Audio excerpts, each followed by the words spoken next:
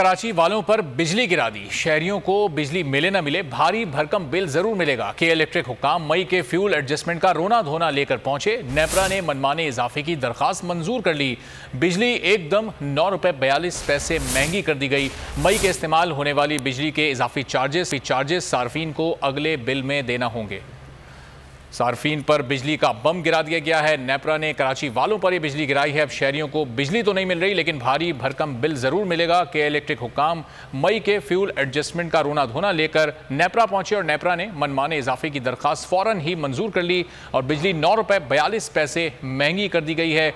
मई के इस्तेमाल होने वाली बिजली के इजाफी चार्जेस सार्फिन को अगले बिल में अदा करना होंगे।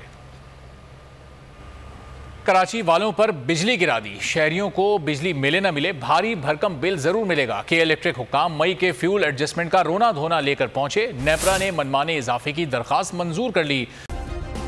सब्सक्राइब करें और बेल दबाएं ताकि कोई खबर रह न जाए।